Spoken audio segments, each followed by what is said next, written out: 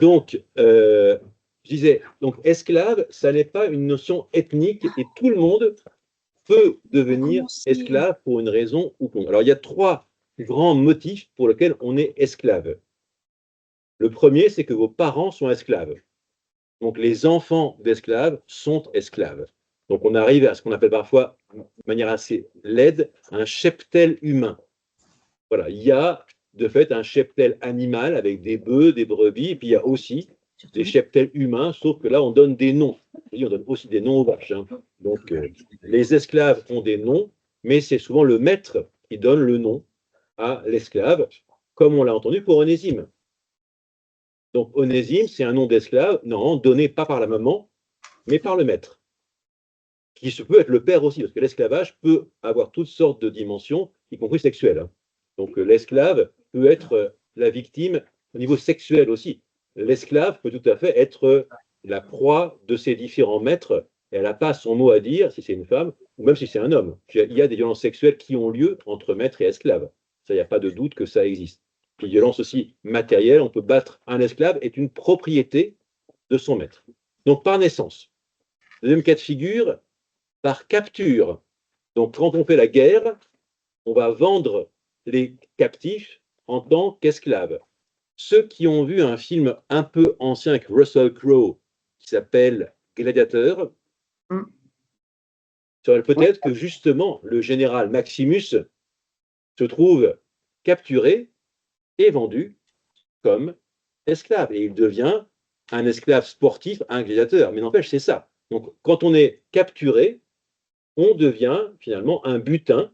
Et comme butin, on est privé de liberté, on peut être vendu comme esclave. Donc, les guerres de l'Empire entraînent des afflux d'esclaves sur le marché des esclaves et ils sont vendus donc comme esclaves avec plus ou moins d'intérêt. Pareil, je vous renvoie à Astérix et les lauriers de César, où vous trouvez un marché aux esclaves avec ceux qui disent regardez comme ils sont beaux, mes numides, hein, voilà, ou bien mes traces, tuez mes traces. Bon, voilà, les autres. Bref. Troisième catégorie, on est un homme libre qui on a emprunté et on n'a pas quoi rembourser. Eh bien, le maître, enfin, le créancier peut exiger de faire vendre le débiteur comme esclave. Alors ça, on l'a un peu dans l'Évangile avec une histoire du débiteur qui devait 10 000 talents, vous savez, l'histoire. Et donc le maître dit qu'il soit vendu avec sa femme et ses enfants pour épuiser la dette. Donc voilà, donc ça, c'est les trois raisons principales, par naissance, par capture ou par dette. Donc ça, c'est la catégorie importante, probablement quelque chose comme 40% de la population de l'Empire romain. Ce n'est pas négligeable. Et la plupart des familles ont des esclaves qui servent de domestiques, qui servent de nourrices, qui servent d'intendants, ou bien des esclaves au champ. Un esclave dans les mines n'a pas le même statut du tout qu'un esclave qui est le précepteur des enfants. Mais tous sont privés de liberté. Tous ont leur force de travail et leur corps eux-mêmes qui sont livrés à leur maître, au bon vouloir, ou parfois au mauvais vouloir de leur maître. Je remonte d'un cran. Au-dessus des esclaves, il y a ce que j'appelle les affranchis. Moi qui les appelle, c'est comme ça, c'est les liberti en latin. Affranchis, c'est les personnes qui sont esclaves, pour une des trois raisons que j'ai dit avant, mais qu'à un moment de leur vie, leur maître rachète. Donc il va payer un prix pour que l'esclave change de statut. Donc il y a un achat, un rachat, et donc ils vont devenir liberti. À ce moment-là, ils sont non plus des esclaves du maître, mais ils deviennent dans un statut de relation proche à celui qui les a rachetés. Donc quand on change de maître, le maître peut seulement affranchir ses propres esclaves, ou bien un autre peut racheter un esclave et l'affranchir. Et en général, on prend le nom de celui qui nous a affranchis. Donc, si on est un affranchi de César, si on est affranchi de telle ou telle personne, on va prendre son nom. Si on est un affranchi du Christ, on va prendre le nom du Christ. On va devenir des christianoi, on va dire ceux qui sont du Christ, ceux que le Christ a affranchis. Alors, l'affranchi n'est pas encore un homme libre. L'affranchi est dans une relation de clientèle à son patron, celui qui l'a affranchi. Alors, client-patron, ce n'est pas la même autorité que maître-esclave. on a affaire à des gens qui peuvent. Et l'intérêt de l'affranchi, c'est qu'il peut se marier légalement, il peut hériter et il peut donner son héritage à quelqu'un. Donc là, du point de vue financier, l'affranchi a une stature plus importante que l'esclave. L'esclave, normalement, peut avoir un petit pécule, mais dans le fond, c'est au maître, même s'il y a une tolérance pour ça. Et les enfants de l'affranchi seront libres. Les enfants de l'affranchi, pourvu qu'il épouse une femme libre, ou affranchie elle aussi, seront eux-mêmes libres. Donc, l'affranchi n'est pas encore libre, mais ses descendants le seront. Donc ça, c'est un état intermédiaire, mais qu'il faut mesurer. Dans l'Empire romain, c'est important. Et puis au-dessus, donc, il y a ceux qui sont libres parce qu'ils sont nés de parents libres, ou bien qui sont nés dans l'affranchi. Donc par la naissance. Mais on n'est libre que de naissance. Quand on est affranchi, on est affranchi. Donc il n'y a pas que esclaves et hommes libres. On pourrait penser, nous, encore dans la logique de l'esclavage qu'on a dans les plantations d'Amérique, où il y a le maître et l'esclave, mais dans l'Empire romain, il y a cette troisième catégorie qu'on rencontre dans la première aux Corinthiens. Et vous lisez avec moi le texte qui est à l'écran, que chacun, dit Paul, demeure dans la condition où il était lorsqu'il a été appelé. Donc Onésime demeure esclave, Philémon demeure libre. Il continue, Paul. Tu étais esclave quand tu as été appelé. Repensez à Onésime. Ne t'en soucie pas, même si tu peux devenir libre, mais plutôt à profit de ta condition. Alors je vous signale qu'il y a plein de débats sur ce verset-là, et certains le traduisent autrement. Si tu peux devenir libre, fais-le. Donc il y a vraiment un changement de sens, mais bon, je prends la traduction que j'ai dans la NBS. Pourquoi, dit Paul? En effet, l'esclave, le doulos, qui a été appelé dans le Seigneur, est un affranchi du Seigneur. Et le mot grec, c'est apeleutheros. Il est donc eleutheros, c'est le libre, mais apeleutheros, c'est celui qui a été rendu libre. Donc il est affranchi du Seigneur. De même, l'homme libre, et là où il y a un troisième mot qui est eleutheros, sans le préfixe apo, l'homme libre qui a été appelé est un esclave du Christ. Donc, si on était esclave, vivre en Christ, ça nous rend affranchis du Christ, mais affranchis du Christ. Donc on est en relation patron-client avec le Christ.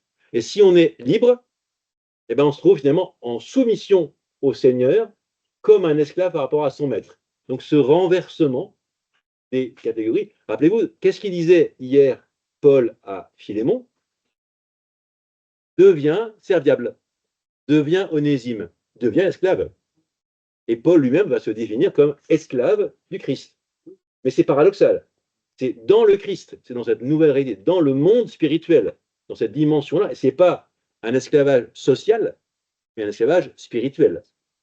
Hein, c'est cette dimension eschatologique, hein, c'est cette nouveauté qui est là. Donc voilà, donc ça c'est très important pour comprendre Paul, d'autant plus que une des images, une des métaphores que Paul utilise très souvent, c'est celle du rachat. Christ a payé le prix pour nous racheter. Ce qui est derrière ça, c'est cette histoire-là d'un esclave du péché qui est racheté et il y a un prix à payer. Donc c'est cette image-là qui est très courante dans l'Antiquité, du fait qu'un esclave peut être acheté et rester esclave, peut être racheté et rendu affranchi. Donc Paul nous dit, vous étiez esclave d'un mauvais maître qui s'appelle le péché, Christ a payé un prix pour que vous soyez non plus des esclaves, mais des affranchis capables de vivre une vie de liberté et en lien avec lui. C'est ça qui est en jeu dans cette histoire d'être racheté. Le problème que ça pose, comme toute métaphore, c'est la question de pousser trop loin la métaphore. Donc l'important à entretenir, c'est notre changement de statut. Nous étions esclaves et nous sommes maintenant, grâce à Jésus, en relation avec lui et dans un statut de liberté relative, mais en lien avec lui. Le piège, c'est de chercher qu'est-ce qu'il a payé, à qui il l'a payé et comment ça marche. Parce que vous pouvez dire, il va payer à son père. Hein, rappelez-vous, minuit chrétien, c'est l'heure solennelle. Vous vous rappelez la suite? Mais si, je l'assure.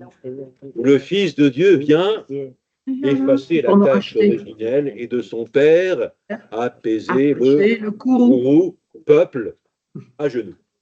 Peuple à genoux. Ça se chante à Noël. Hein. Oui. Et ça, c'est Tous très les bien. Noëls. Mais Tous les là, Noëls. de son père, donc là, il paierait au père, en un sens. Donc là, on a une question un peu curieuse.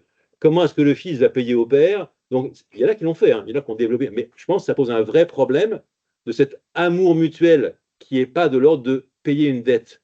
Mais il y a un amour entre le père et le fils qui est une volonté commune. Ça, c'est pas du côté de la dette, du côté d'une volonté unie. Donc, c'est pas de la dette. Autre hypothèse, il a payé au diable. Ah, très très bien. Donc Dieu paye quelque chose au diable. Déjà, rien que ça pose un peu de question que le Créateur paye quoi que ce soit à une créature. Et en plus, il le paye, excusez-moi l'expression, en monnaie de singe. Parce qu'il lui vend la mort de Jésus, il le laisse mourir et il le ressuscite. Quand même, franchement, le diable, il s'est fait avoir. Quoi. Il n'est pas très malin. Hein. Donc c'était quand même déjà écrit. Donc si c'est ça aussi, on a un Dieu qui serait trompeur du trompeur. Je vous dis, mais ça ne va pas comme image de Dieu. Donc là, attention à la métaphore. Hein. Toute image de Dieu n'est qu'une image. Et d'après le concile de Latran IV, Denzinger 806, en ce qui concerne les images sur Dieu, la dissemblance est toujours plus grande que la ressemblance. On dit Dieu est Père, mais ça n'a rien à voir avec notre paternité. On dit Dieu est bon, mais ce n'est pas que notre bonté. On dit que Dieu rachète, mais ça n'est pas un rachat humain. Donc si on veut identifier l'image avec ce que nous on connaît, ben, ça donne quelque chose à entendre de Dieu. Mais attention à ne pas trop charger, à ne pas vouloir mettre terme à terme, parce que si là, on a dit, on va dans le décor. Et donc ça, les théologiens l'ont montré aussi abondamment. Voilà, ça c'était pour esclave, homme libre et affranchi, des mots qui sont importants hein, pour les lettres de Paul et des catégories qui sont très importantes dans le monde de Jésus et dans le monde de Paul dans l'Empire romain du 1er siècle. Dernier mot sur l'Empire romain, les Juifs. Probablement 10% de la population de l'Empire. Donc quelque chose comme 6 millions, 5 à 6 millions de Juifs, beaucoup en diaspora, sur les 60 millions de l'Empire romain. Je n'ai pas repris les chiffres, mais en gros, Rome, c'est 1 million d'habitants. Mais voilà, il y a des habitants partout. Et parfois, ils ont même une structure locale qui permet qu'ils peuvent se gérer eux-mêmes. Alors, le mot technique, c'est le polythéema, il est en bas de l'écran, la polythéema. Et donc, ça veut dire que chaque communauté juive a ses propres lois, leur autorité, ses propres gens qui les gouvernent. Donc, chaque groupe ethnique a son autorité. Donc, ils sont attestés donc, à Alexandrie, donc en Égypte, à Antioche de Syrie, donc en Syrie, à Éphèse, en Asie, à Sardes, aussi en Asie, et à Béréniké, que vous ne connaissez pas plus que moi, et qui se trouve en Libye actuelle. Hein, la Cyrénaïque, c'est la Libye actuelle. Donc on a des groupes comme ça, constitués avec des autorités. Donc quand on a des affaires avec un juif, il y a des magistrats dédiés à la communauté. Donc ils ont leur propre structure juridique, qui sont jugés selon leurs lois. Et voilà. Et donc Philon d'Alexandrie, qui est contemporain de Paul, dit rien de moins qu'il n'y a pas moins d'1 million de juifs qui habitent à Alexandrie et tout le pays, depuis la falaise de Libye jusqu'au montée de l'Éthiopie. Bon, voilà, juste pour dire que la présence juive est très importante dans l'Empire romain, donc il y a une vraie attraction aussi de cette religion pour, les Romains. Donc il y a pas mal de gens qui deviennent prosélytes ou qui sont attirés par le judaïsme. Et donc quand Paul va voyager, il peut en général, pas toujours, mais en général trouver des juifs de diaspora ou des juifs qui sont là, à qui il va pouvoir parler, et ça c'est vraiment important. Donc ça c'était sur le monde de Paul, donc un empire en paix, un empire où on parle grec, un empire avec beaucoup d'esclaves. Si on retient que trois choses, la paix, donc on peut circuler, un empire donc, avec beaucoup d'esclaves, ça c'est important pour le monde de Paul, et un empire où, avec ces juifs aussi qui sont là bien présents. Ok. Maintenant on en vient au point que je voulais traiter hier sur la vie de Paul. Donc, quelques remarques. Est-ce que vous savez, vous qui avez lu la Bible, dans les Actes des Apôtres, combien de lettres et à quelle communauté est-ce que Paul écrit dans les Actes des Apôtres? Dans les Actes des Apôtres. À quel chapitre? Dans quel? Les Actes des Apôtres? Alors, Acte 12, maintenant, parce que là, il n'y a que Pierre en Acte 12, il n'y a pas Paul. Alors, demandez au jury, le joker, donc la commission du jury, là, parce qu'on voit bien, là, c'est The Voice, là, ils sont là pour pouvoir.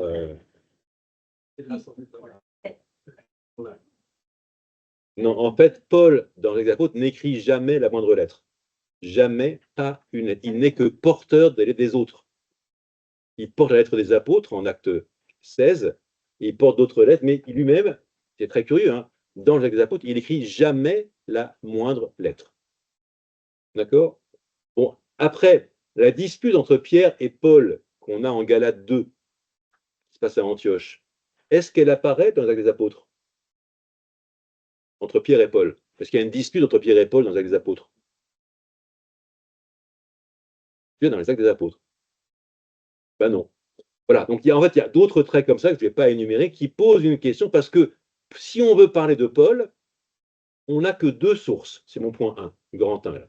On n'a que deux sources qui sont ses lettres, et dans les lettres, il ne parle pas de sa vie, ou très peu.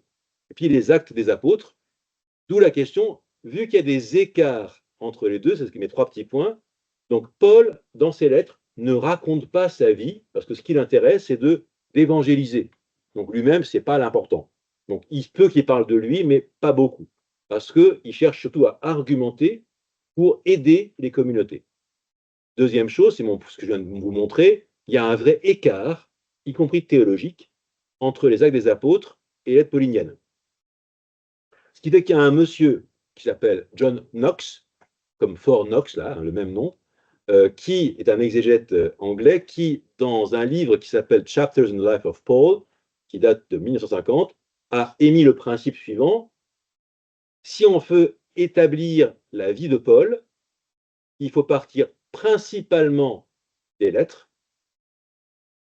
ne s'appuyer sur les actes des apôtres que là où il y a des trous chez Paul, et s'il y a un conflit, on prend les lettres. S'il y a un écart, on prend les lettres. Je prends un exemple. Paul vient à Athènes. Avec qui est-il? D'après 1 Thessaloniciens 3, il est avec Timothée. D'après Actes, il est tout seul. Donc, qu'est-ce qu'on va dire? Avec Timothée. Voilà, juste un point. Voilà. Il y a plein de choses comme ça où il y a, de fait, quand on doit confronter lettres et actes, il y a des fois, il y a une mise en scène des actes qui ont un but théologique important. On va en reparler dans un autre cours, mais voilà, je fais un cours ce semestre sur l'espérance d'Israël dans Luc Actes. Donc, je peux montrer pourquoi il y a ce choix-là chez Luc, mais bon. Bon, toujours est-il que le principe, c'est quand on doit choisir, on prend les lettres, et les lettres ne donnent pas tout. Qu'est-ce qu'on a après comme élément par rapport à la grande histoire? Alors ça, vous avez croisé dans le texte de Marie-Françoise Basselès, elle nous a parlé de l'histoire de Paul qui s'enfuit de Damas. Et elle dit, ça, c'est probablement vers 37. Elle dit 37, moi je dis 37 à 40. Donc en 2 Corinthiens 11, donc là c'est dans les lettres, on a le fait que Paul était descendu de manière extrêmement brillante, tel un paquet de linge, le long de la muraille de Damas, pour s'enfuir de l'ethnarque du roi Arétas, Arétas IV pour être précis. Arétas, c'est les Nabatéens. Si vous avez vu dans votre vie une fois Indiana Jones et l'Arche perdue, quand il arrive dans le désert, il arrive dans une ville étonnante avec au milieu du désert, des grandes colonnes. Ça, c'est Pétra. Pétra, c'est la capitale des Nabatéens, donc c'est à l'est de la Terre Sainte. Donc c'est vers la Jordanie actuelle, hein, c'est en Jordanie aujourd'hui. Donc c'est là, et Arétas, il a occupé Damas pendant 4 ans, suite à une dispute avec Philippe, le roi de Galilée, enfin le tétrarque de Galilée. Bon, et donc si Paul est à Damas au même temps que cette histoire où les Nabatéens ont autorité sur Damas, avant que les Romains la reprennent, ça veut dire que ça se passe juste au moment donc, des années 37-40. Et ça, c'est juste après sa conversion. Donc comme ça, on peut dater un peu ce moment qui lui est arrivé. Il était à Damas à ce moment-là, donc ça veut dire que sa propre rencontre de Jésus, pour l'appeler plutôt comme ça, elle est donc des années 30. Ensuite, Marie-Françoise Basselès vous parle aussi de la découverte à Delphes d'une inscription sur Galion. Galion qui était le proconsul de la zone de Corinthe, ce qu'on appelle l'Achaïe, A-C-H-A-I-E, avec un tréma. Lui, par contre, on ne l'a mentionné qu'en Acte 18. Mais c'est un personnage historique qui est bien connu. On sait très précisément quand est-ce qu'il était pendu, parce que c'était le demi-frère d'un auteur important qui s'appelle Sénèque. Donc, on a des lettres de Galion à Sénèque. On a aussi une inscription retrouvée à Delphes. Donc, ça, c'est un personnage qui est historiquement datable. Et on sait précisément quand est-ce qu'il était. Puis, s'était ennuyé en Grèce. Moi, si j'étais en Grèce, je pense que je ne m'ennuierais pas. Mais lui, bon, il s'ennuyait en Grèce. Il voulait revenir à Rome. Ben, on peut comprendre aussi. Voilà. Mais donc, ça, on l'a que dans les actes. On ne l'a pas dans les lettres. Paul, de fait, dit qu'il est à Corinthe. Il écrit à Corinthe. Il écrit 2 Corinthes. Mais on n'a pas d'éléments dans les lettres qui disent précisément au temps de qui il y était. Et troisième chose, toujours que dans les actes, on a en Judée le gouverneur Antonius Félix. Là encore, il y a des traces dans les historiens romains qui nous parlent de sa venue. Donc ça, quand Paul est en prison sous Félix, ben c'est la fin des années 50. Voilà, ça donne un peu des éléments. Tout après, on peut avoir une question, savoir, Paul fait d'après les actes 3 voyages. Certains veulent mettre les voyages après les années 50 et d'autres avant les années 50. Donc il y a une vraie dispute, mais en gros, ce qu'on va dire, c'est qu'il y a un premier voyage qui date la fin des années 40, et qu'ensuite il est en mission dans les années 50 à 56, quelque chose comme ça. Donc en gros, Paul est en mission de 45 à 56, 58, quelque chose comme ça.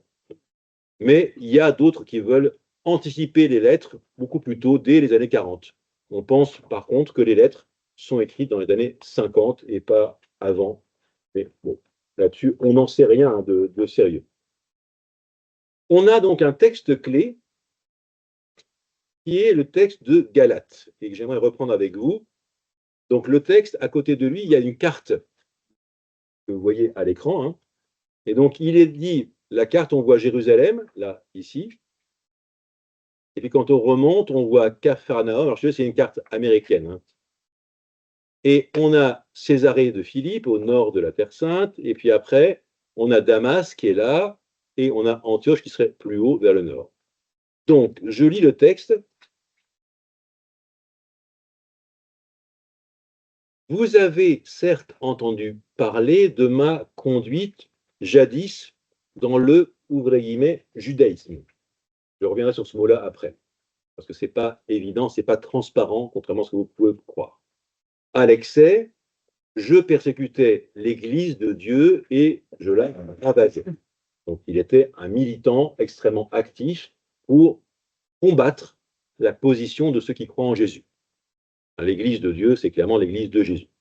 Et je progressais dans le judaïsme plus que beaucoup de ceux de mon âge, dans ma race, étant surabondamment zélés, le mot grec c'est zélote, donc comme les fameux zélotes dont on parlait hier, zélés des traditions de mes ancêtres. Mais quand il plut à Dieu, il m'a mis à part depuis le sein de ma mère et appelé par sa grâce, de révéler son Fils en moi, afin que je l'annonce parmi les nations, aussitôt, je ne consultais ni chair ni sang, ni ne montais à Jérusalem, vers les apôtres d'avant, mais m'en allais en Arabie, puis je revins de nouveau à Damas. Donc là, on est d'accord, le lieu de la révélation, on ne parle pas de conversion, hein, c'est Damas. Donc de Damas, où il a vécu donc cette conversion, vous voyez ici, j'ai marqué Paul converted. Donc il va à Damas, et puis après, il est marqué à droite, Paul passe du temps, c'est en anglais, désolé, Paul spends time in Arabia. Parce que l'Arabie, ça n'est pas Riyad, hein, c'est pas ça. L'Arabie, ça commence à l'est de la Judée, ça commence tout de suite. Donc l'actuel Irak, c'est l'Arabie pour les Romains. Donc ce qui est Jordanie, Irak, Iran, tout ça, pour les Romains, c'est l'Arabie. Donc il y a aussi d'autres Arabes ailleurs, mais voilà, quand on dit que Paul va en Arabie, il n'est pas descendu du côté de Jeddah ou Riyad, ou la Mecque. Hein, il n'est pas allé à la Mecque. Il est allé plutôt en direction de la Mésopotamie, dans le désert là, de l'exode, de l'exil. Je continue. Ensuite, après 3 ans, je montais à Jérusalem, rendre visite à Képhas, et je demeurais auprès de lui 15 jours. Je n'ai vu nul autre des apôtres, sinon Jacques, le frère du Seigneur, ce que je vous écris voilà, devant Dieu, que je ne mens pas. Ensuite, je suis allé vers les régions de la Syrie et de la Cilicie, mais j'étais inconnu des églises de visage aux églises de Judée qui sont en Christ, Justement, je le dire, notre persécuté dans notre foi, maintenant, annonce la foi qu'autrefois il ravageait, et elle glorifiait Dieu en moi. Ensuite, après 14 ans, je montais de nouveau à Jérusalem avec Barnabé, ayant pris aussi Tite avec moi. Je montais avec une révélation, mais je leur exposais l'évangile que je prêche parmi les nations, mais séparément aux notables, de peur qu'en vain je cours où j'ai couru. Mais quand Képhas vint à Antioche, je lui résistai en face, parce qu'il s'était donné tort. Il y a pas mal de choses qu'il faut que j'explique dans ce texte-là. Mais avant ça, si on est à la page d'après, je prends les étapes. Donc si on compte, il y a une première étape qui est dans le judaïsme, qui sont les versets 14 et 15. Puis après, il y a une révélation à une date qu'il faut déterminer, qui serait un T0, si on prend des termes mathématiques ou physiques. Donc à T0, en gros, c'est le milieu des années 30, hein, quelque chose comme 36, probablement. Il y a 3 ans plus tard, il va à Jérusalem tout seul. Puis, il évangélise ensuite la zone de la Syrie, donc c'est Antioche, et la zone de la Cilicie. Alors, Cilicie, ce mot-là, c'est la province qui est autour de Tarse. Donc, il est revenu dans son origine, même si dans ses lettres, il dit jamais qu'il est de Tarse. Encore, c'est une vraie différence. Autant dans les actes, on sait qu'il est de Tarse, mais il n'y a pas de raison de douter de ça. Et puis, deuxième montée à Jérusalem avec une grosse question, est-ce que c'est T0 plus 14 ou T0 plus 17?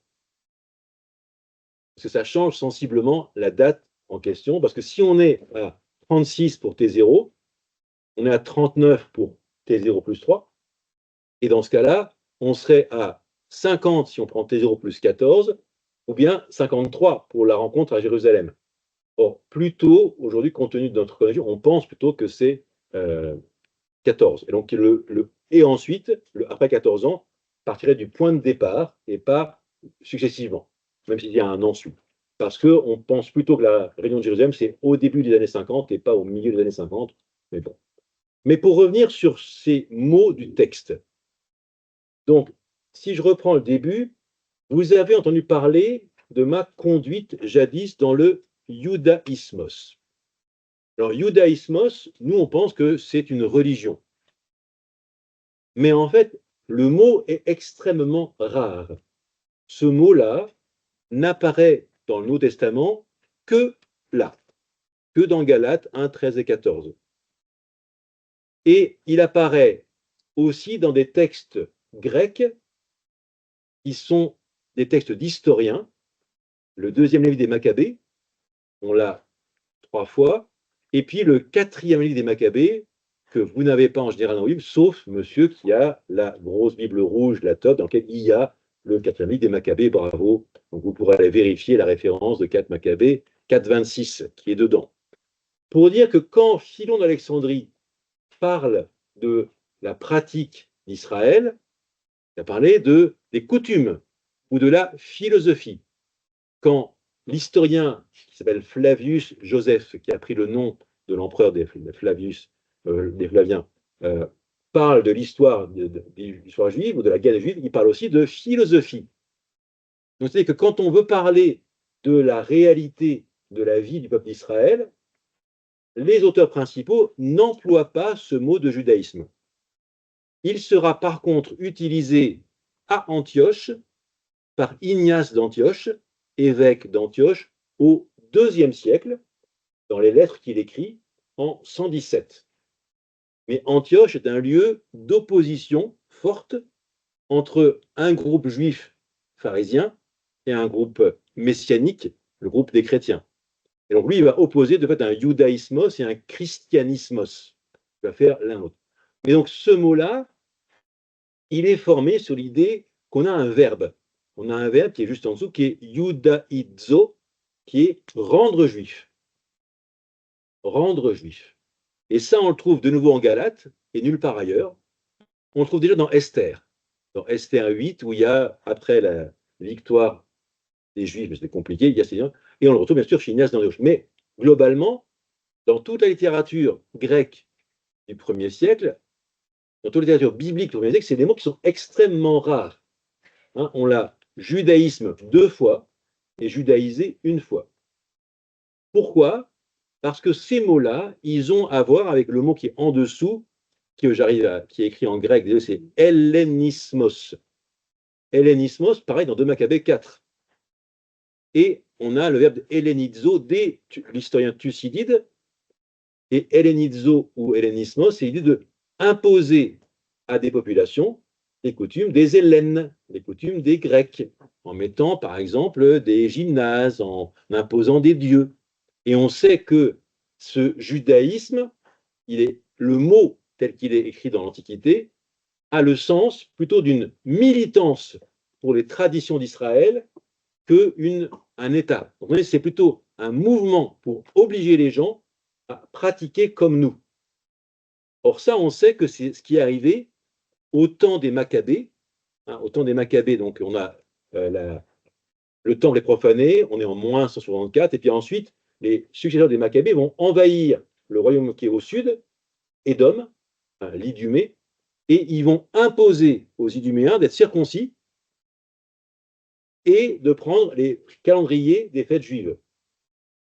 Résultat, dans ce groupe-là, il y aura Hérode, le père d'Hérode le Grand, qui va arriver par là. Ça, ce sera la vengeance après, c'est autre chose. Mais on a typiquement là un cas de judaïsation. Donc en fait, quand Paul parle de judaïsme, il faut parler de militance. Donc c'est pas que parmi le groupe des juifs tout court, il est meilleur, mais il est meilleur dans les militants de la cause. Alors évidemment, le groupe de Jésus par rapport au groupe de Paul, c'est un groupe concurrent. Il y a des positions qui ne correspondent pas à ce que lui considère comme les vraies positions.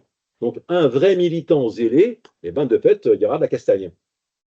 Jusqu'où ça va? Pas forcément jusqu'à jeter en prison, contrairement à ce que disait Zach. Mais quand même, il y a cette persécution qui est là. Et lui-même, le dernier ligne que je n'ai pas interprété, médismos, il y a l'accusation faite chez les Grecs que certains prenaient les coutumes de l'empire des Perses et des Mèdes. Donc les vilains, ils se comportent comme des... Alors choisissez le groupe que vous voulez, mais donc vous êtes, mettons, niçois, vous vous comportez comme des Marseillais. Vous imaginez le truc, hein? Non, c'est pas possible. Hein. Un Marseillisé, imaginez, non, alors là, il marseillise. Puis quoi, il y a vraiment, il y a, bon, bref. Donc voilà, donc l'idée c'est que ce verbe-là, ce mot judaïsme, ça a une dimension d'une excellence dans la militance. Hein. Paul est un militant pour les traditions des pères. Et ça ne veut pas dire qu'il est le judaïsme comme religion. Donc il n'est pas dans la religion, je suis le meilleur, mais j'étais le meilleur dans mon groupe de militants. Hein, c'est ça qu'il dit. Et donc comme militant, il va changer de groupe, hein. Il change de casquette. Il va devenir quelqu'un d'autre, il va devenir de fait apôtre de Jésus, missionnaire de Jésus, avec une même force de conviction, force de frappe aussi. Voilà. Oui. Alors, il faut prendre le micro pour que nos voix s'annoncent.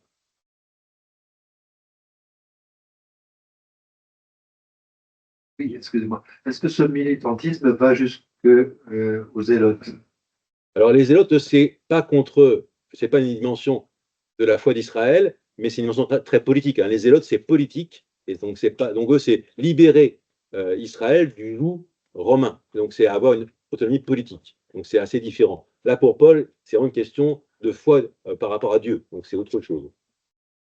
Donc tout ça pour dire qu'on a, quand Paul déclare ça, voilà. Alors si je reviens à mon texte de Galates, donc première étape, donc Paul est un militant zélé, il le dit, et il parle des traditions de mes ancêtres. Ça, cette expression-là, tradition des ancêtres, c'est extrêmement bien vu dans l'Antiquité.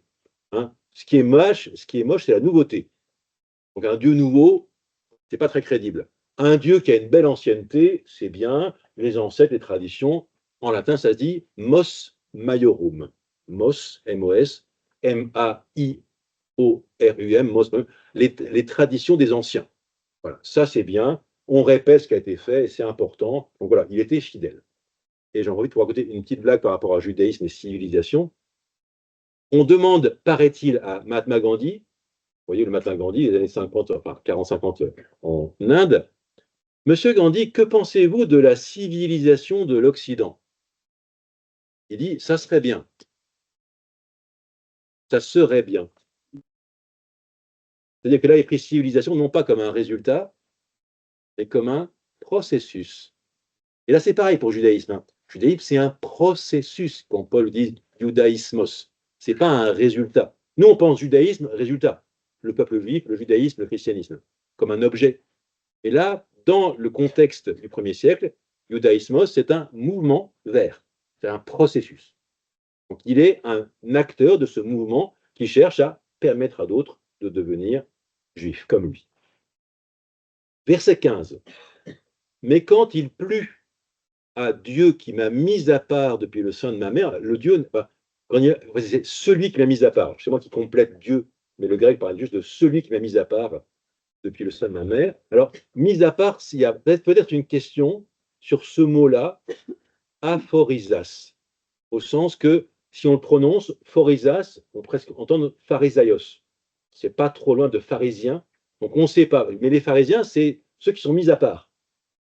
Et Perochim, ils sont à part. Ils sont séparés, les pharisiens. Le mot pharisien veut dire mis à part. Donc là, Paul dit, il m'a mis à part depuis le sein de ma mère. Et dans Philippiens, il dit, je suis pharisien depuis l'origine. Donc peut-être qu'il y a là une allusion au fait qu'il était pharisien. C'est pas sûr. Donc depuis le sein de ma mère, ça c'est une référence à Jérémie. Jérémie 1,5, je t'ai connu depuis le sein de ta mère. Donc il dit, moi je suis comme Jérémie, je suis d'Israël et j'ai été mis à part par Dieu pour lui. Mais quand il a plu à Dieu, qui m'a mis à part et à de révéler son Fils en moi. Donc Paul dit pas de convertir, Paul dit pas de renoncer à mes péchés, Paul dit d'un davantage. Je connaissais Dieu, et là maintenant je connais davantage Dieu parce qu'il y a cette révélation de Dieu, que Dieu a un Fils. Alors c'est fait de manière impressionnante dans Acte 9, avec Paul qui tombe, pas de cheval, il n'y a pas de cheval dans Acte 9, qui tombe et qui est ensuite amené aveugle à Damas. Donc Christ lumière, et ensuite il y a le baptême, et après les écailles qui tombent, et il voit, et il va devenir un évangéliseur. Mais Paul, dans ces textes, lui parle seulement de révélation et de mission, afin que. Donc il l'a révélé pour que. Donc cette révélation, elle est liée à une mission. Donc quand Dieu se manifeste, il confie aussi une mission. Donc il a confié à Paul une mission, laquelle? Annoncer le Fils parmi les nations. Donc parmi les nations, ça veut dire en dehors d'Israël. Donc il était lui un militant d'Israël, et le voilà envoyé par Dieu, son Dieu à lui, le Dieu d'Israël, vers les autres. Non, il y a une question tout au fond là-bas, il faut la poser très fort. C'est ma traduction. Sinon, c'est ça, l'origine du texte, c'est le Nouveau Testament grec. C'est marqué au-dessus, c'est Galate. C'est marqué, reprenez la feuille, c'est marqué sur la feuille. Si je vous donne les feuilles, c'est pour que vous les utilisiez, c'est imprimez-les vos feuilles. Mon fils disait, Je vais prendre le micro là, dans ce cas. Le micro. l'utilisation du mon fils Oui. est surtout fait par Paul, ou c'est Paul qui a. Non, c'est un mot de la langue courante, fils, il n'a rien de spécifique. Non, mais le Fils de Dieu. Oh, mais quand il dit Fils de Dieu. Oui, mais ça, c'est quelque chose. Il faudra préciser ce que c'est Fils de Dieu. Mais déjà, dans les psaumes, le roi est appelé Fils de Dieu. Des fils de Dieu, il y en a un bon nombre dans la Bible. Et après, au baptême, on a aussi tué mon fils. Donc, non, ce n'est pas un terme technique chez Paul. Seulement que là, il découvre que le Dieu unique d'Israël a un fils, même s'il ne précise pas du tout comment il est né. Ça, ce n'est pas ses questions à lui. Ce qui compte, c'est que celui qu'il a envoyé mourir sur la croix, ce n'est pas simplement un type qui était dévoyé, mais c'est vraiment l'envoyé de Dieu. Et donc l'enjeu, c'est de pouvoir annoncer parmi les nations. Donc là, ensuite, donc, il s'en va, je vous dis, en Arabie, donc à l'Est. Alors certains disent il va prendre 3 ans de retraite pour méditer sur ce genre de théologie. Moi, je ne pense pas. Je pense qu'il allait évangéliser. Je pense qu'il allait annoncer dans les îles lointaines, annoncer dans les déserts, que la résurrection a eu lieu. Annoncer que Dieu a envoyé son Fils pour nous sauver, et c'est ça qu'il dit aussi dans ses lettres. Et après, et je finis là-dessus, sur Jérusalem. Je montais à Jérusalem rendre visite à Képhas. Képhas, qui est-ce? Mais pourquoi est-ce que Képhas, c'est Pierre? Parce que c'est en grec, ça s'appelle Pétros, justement. Et quand on cherche on sait que c'est Pierre. Donc, alors vous avez tout à fait raison, c'est en effet, son nom d'origine c'est Simon. Alors, Et qu'efface sur cette pierre, je ferai de toi.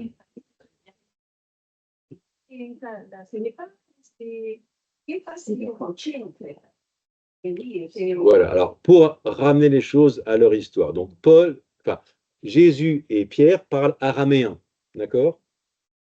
Donc Simon, qui va devenir Pierre, c'est l'araméen, enfin il parle araméen. Donc, quand Jésus nomme Simon et dit tu seras désormais le rocher, le mot qu'il emploie, c'est un mot araméen. Ce mot araméen, c'est Képha, sans le S. En hébreu, c'est Képha, K-E-P-H-A, si vous voulez. Donc ça, c'est le même mot que Caïphe. Vous connaissez le grand prêtre Caïphe, c'est le même mot, c'est rocher aussi. Caïphe et Képha, c'est pareil. Les mêmes consonnes, voilà, c'est le même mot. Et donc, Jésus appelle Képha. Mais quand on passe dans le monde, on parle grec, Képha, ça ne dit rien à personne. Mais à Jérusalem, bah, c'est transparent. À Jérusalem, il s'appelle Képha, parce qu'on parle hébreu, et donc Képha, c'est le mot, c'est comme ça qu'il s'appelle. Pour les gens qui ne parlent que grec, on va l'appeler Pétros, pour traduire Képha, donc il sera Pierre.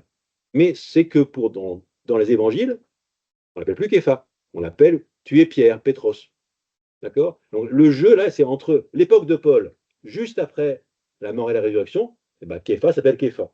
Et les évangiles, après la chute du temple, ben là, on va prendre le grec, on va l'appeler Pétros.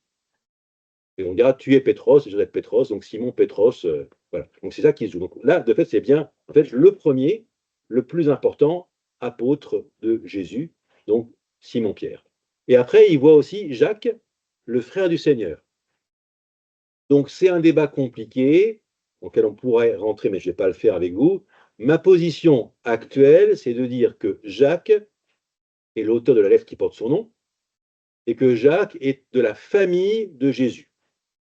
Mais je ne pense pas que ce soit un frère biologique de Jésus, même si le mot y est. Le débat persiste depuis 20 siècles, donc on ne va pas le trancher aujourd'hui, mais les positions catholiques, protestantes et orthodoxes sont un peu différentes.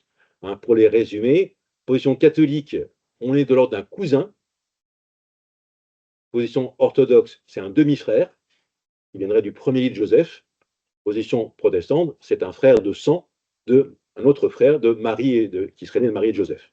Bon, le débat existe, on ne va pas le trancher, mais la position habituelle pour nous, c'est de penser qu'il est de la famille de Jésus, et ça, on a assez de textes qui montrent que la famille de Jésus, après la résurrection, vit une conversion et va prendre un rôle important dans la communauté croyante. Ils sont opposés à Jésus tout dans son ministère, et après la résurrection, ben, ils vont devenir des figures importantes de la communauté à Jérusalem et en Galilée, d'où le fait que c'est Jacques, frère du Seigneur, frère au sens large, hein, au sens de comme on peut être dans l'Antiquité ou aujourd'hui. Salut mon frère. Voilà, ça va jusqu'à aujourd'hui. Donc ça, c'était pour le texte de Galates. Et j'en finis avec en 10 minutes sur des remarques pour qu'on ait des questions. Remarque sur la vie de Paul. Donc, quand est-ce qu'il est né? Eh bien, j'avoue que j'en sais rien. Ce que je sais, c'est donc qu'il vit cette transformation dans les années 30. Donc, ça fait une naissance dans les années moi j'ai entre 5 et 15. Allez, je ne dirais pas plus que ça. Bon, peut-être 8, hein. Après tout, pourquoi pas. Mais j'en sais rien. En gros, c'est probablement après 0, mais pas forcément tant que ça. Donc, après, il se trouve que les Actes des Apôtres, par 2 fois, en Acte 16 et Acte 22, nous disent que Paul est citoyen romain. Citoyen romain. Ça, Paul ne le dit jamais. Mais son nom n'est pas un nom grec. Paoulos en grec, en fait, c'est Paulus en latin. Et ce nom-là, il veut dire petit. Donc c'est de l'ordre d'un surnom. Mais c'est du latin. Donc il est d'une famille, ou en tout cas, on l'appelle avec un nom latin.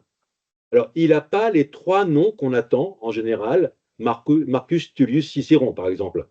Là, on a les 3 noms, on a les trianomina nécessaires. Et là, on ne l'a pas. On n'a qu'un seul nom, mais il y a pas mal d'éléments qui laissent penser qu'il était de fait citoyen romain, mais on n'a que le surnom Paulus, qui est un surnom qui est aussi celui d'une famille de généraux romains, les Pauli, qui se sont établis à Antioche de Pisidie et à Chypre.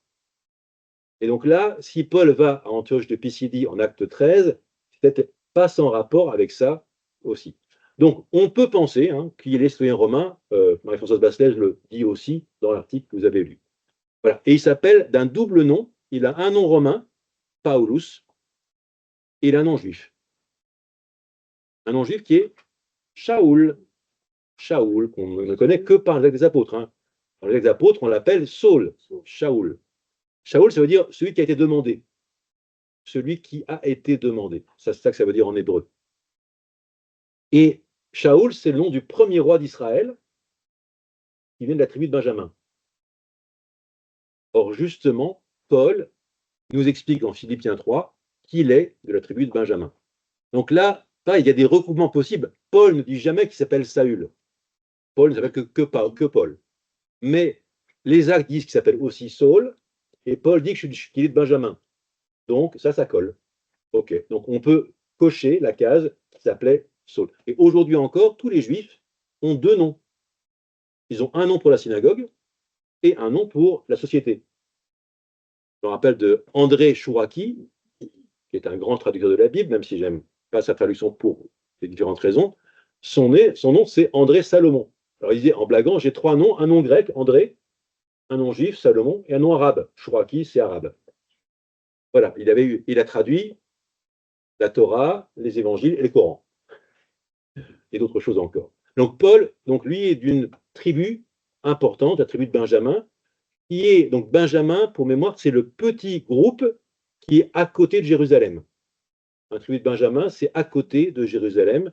Il y a Juda à Jérusalem et Benjamin, donc c'est les deux tribus qui vont rester fidèles à l'alliance, jusqu'au bout. Les autres 10 tribus sont avec Samarie, mais les deux tribus de Juda et de Benjamin sont ensemble. Question plus difficile, est-ce qu'il a connu Jésus? C'est mon troisième point. Puisqu'il dit en 2 Corinthiens 5, même si nous avons connu Jésus, nous ne le connaissons plus maintenant. Mon hypothèse, c'est qu'il a été formé d'abord à Tarse, il a fait des études de lettres, il a au moins une culture classique minimale, il peut citer les auteurs classiques, et puis il y a une rhétorique, et après il est venu se former à Jérusalem, parce que les pharisiens ne se forment qu'à Jérusalem. Donc il était à Jérusalem, je pense, en même temps que Jésus. Mais vu comme il est zélé, il n'est probablement pas allé voir Jésus, ce type-là. En plus, un Galiléen, vous savez, un Galiléen. Donc, est-ce qu'il connaît Jésus? Est-ce qu'il a croisé Jésus? Mon hypothèse, c'est qu'il a vécu en même temps que le moment où Jésus est venu à Jérusalem, mais il n'est pas forcément été au contact de Jésus. Ça n'empêche pas qu'il ait pu le croiser à une occasion ou une autre, mais je ne pense pas qu'il y ait plus que ça, il n'était pas dans les disciples de Jésus avant. Question plus curieuse que je vous pose, était-il marié? Pourquoi non? Parce que... Ah, il le dit, oui. Alors, on va prendre le texte où il le dit. Oui, oui, avec moi. Donc, 1 Corinthiens 7. 1 Corinthiens 7.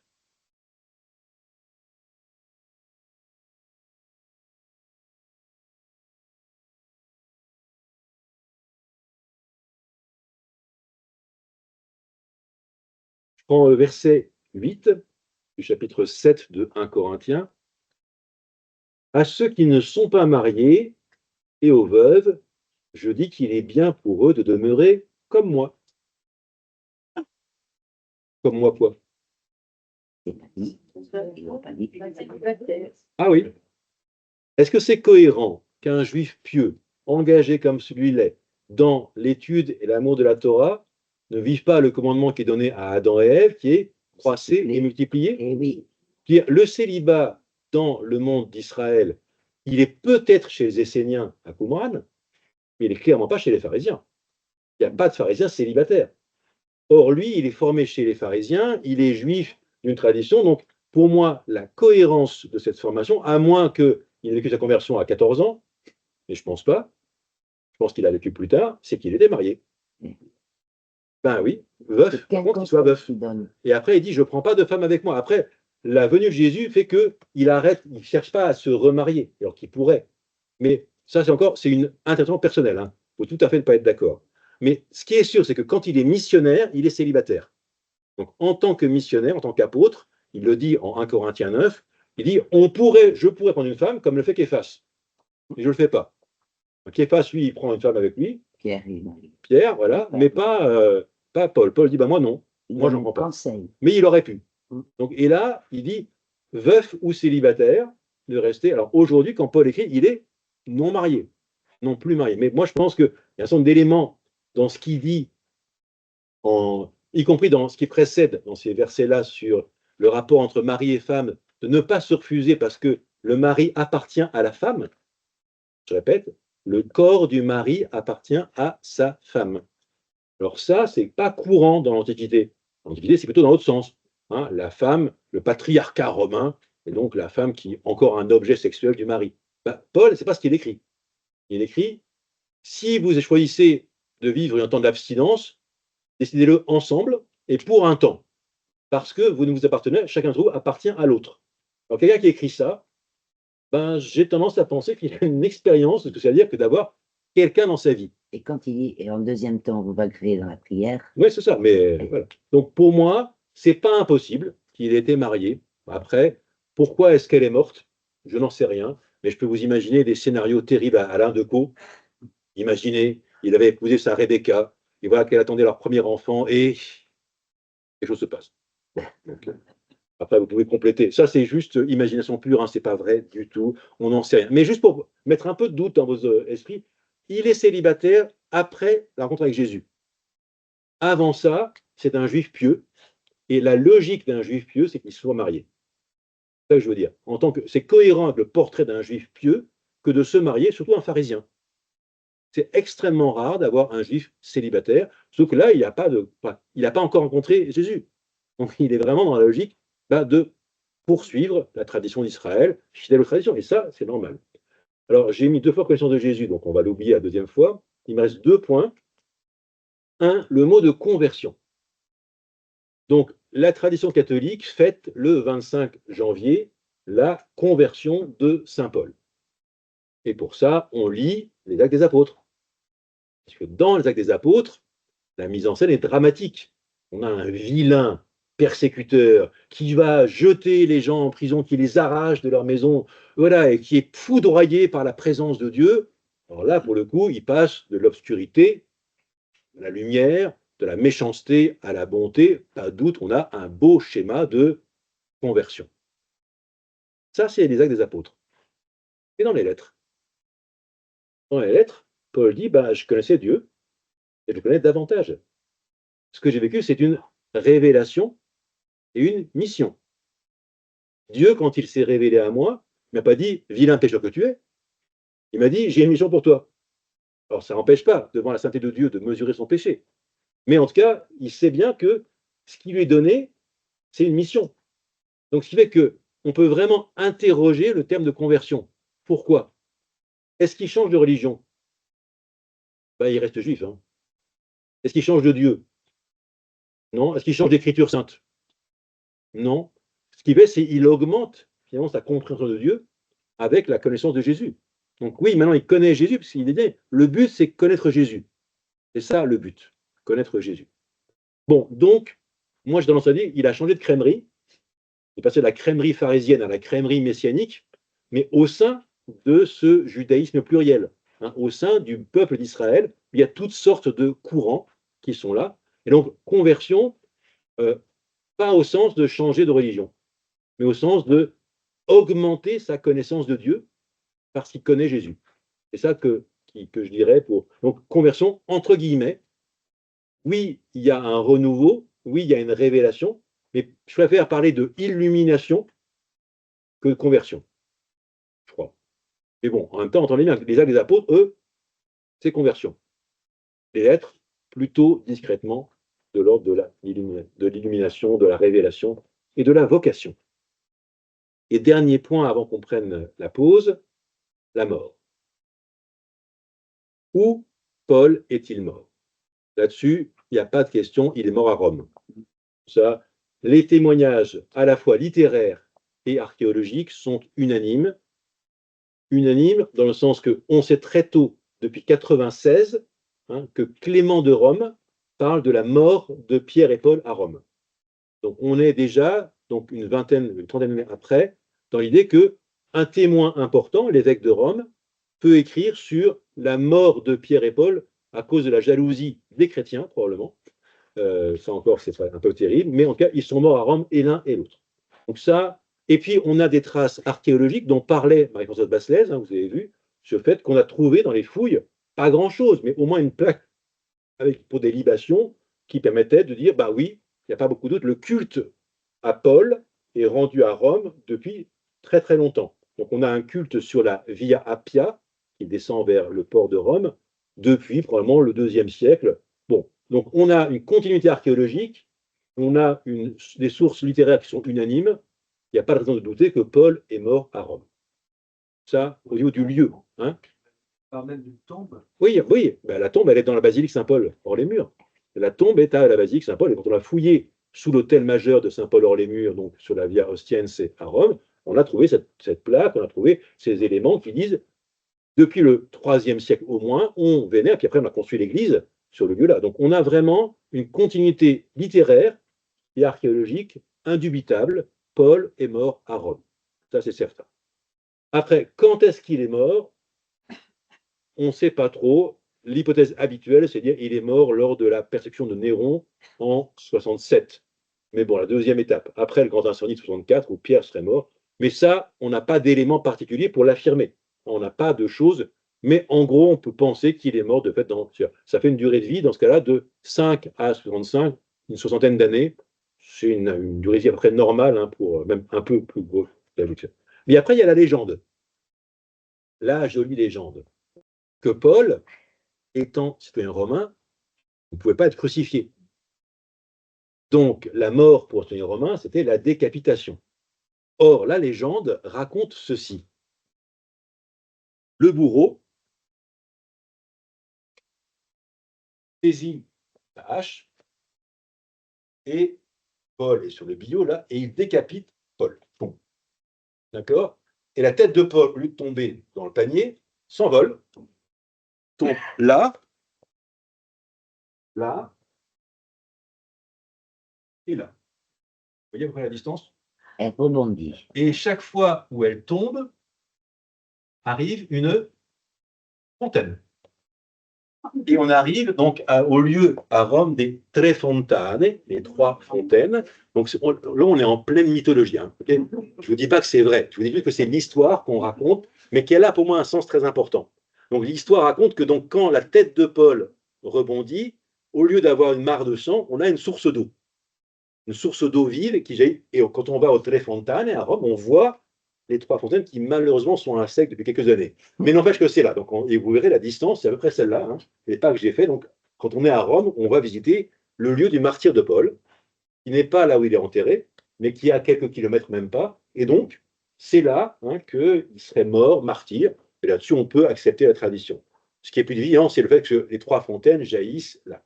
Mais ce que je trouve très beau, et je m'arrête là-dessus, c'est cette idée que Paul, c'est quelqu'un qui a donné son intelligence au Christ. Il a donné sa tête, tout ce qu'il avait, il a donné au Christ. Et Paul, c'est quelqu'un qui a voyagé.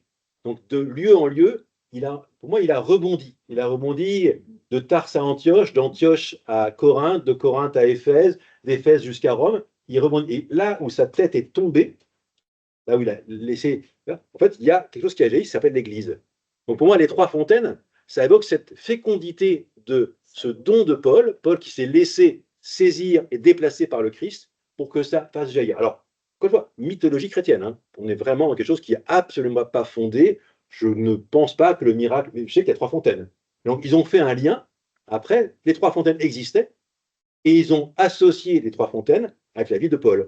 Moi, c'est comme ça que je comprends de manière un petit peu plus calme l'histoire des trois fontaines. Mais je trouve ça très beau de penser la mort de Paul comme cette tête donnée au Christ et qui rebondit de lieu en lieu. Parce que Paul, en fait, il est celui qui bouge de lieu en lieu, qui va donner là une source d'eau vive, là où la tête va tomber. Bon, avec ça, il est 10h07. Il est mort martyr ou pas? On sait pas. Ah oui, marqué, Oui. Oui, ça c'est sûr. Oui. Ouais, Oui. ah, mais c'est- Donc, ce qui suit est assez classique, donc je voudrais essayer de m'intéresser plutôt. Enfin, mes questions aujourd'hui, c'est plutôt, vous parlez de la pseudépigraphie et puis du corpus paulinien, donc je vais aller relativement de manière peu approfondie dans le premier point, mais parce qu'on en a déjà parlé en partie. Donc, je laisse tomber le texte de 2 Timothée, juste par rapport, donc, écrire une lettre dans l'Antiquité. Donc, la lettre, c'est un support qui est extrêmement répandu dans l'Antiquité. On a énormément de collections de lettres. Donc, on a beaucoup de témoignages, tu sais qu'une lettre, et on a même des théories des lettres qui existent. Concrètement, comment est-ce qu'on écrit une lettre? Eh bien, on a un support, et puis après, il y a le moyen de tracer les signes. D'accord? Donc, le support, ça peut être une tablette de cire, ou une tablette d'argile, même avant. Ça peut être un papyrus ou un parchemin. Et dans 2 Timothée 4, Paul dit « Apporte-moi les parchemins ». Donc, la différence, c'est que le papyrus, c'est un végétal, et le parchemin, c'est de l'animal. Donc, c'est beaucoup plus cher, le parchemin, que le papyrus. L'inconvénient du papyrus, c'est que c'est un végétal qui vient d'Égypte et qui est fragile, en particulier à l'eau. Donc, ça se conserve mal dans un contexte humide. Donc, en contexte sec, on va pouvoir conserver des papyrus même pendant 20 siècles. On a des papyrus du 2e siècle trouvés. Où ça? En Égypte. Mais évidemment, pas à Rome, ni à Lyon, ni dans d'autres contextes où un peu plus humides. Nice, je ne prononcerai pas, mais vu ce que j'ai traversé vendredi, je pense que ça ne marcherait pas non plus. Voilà.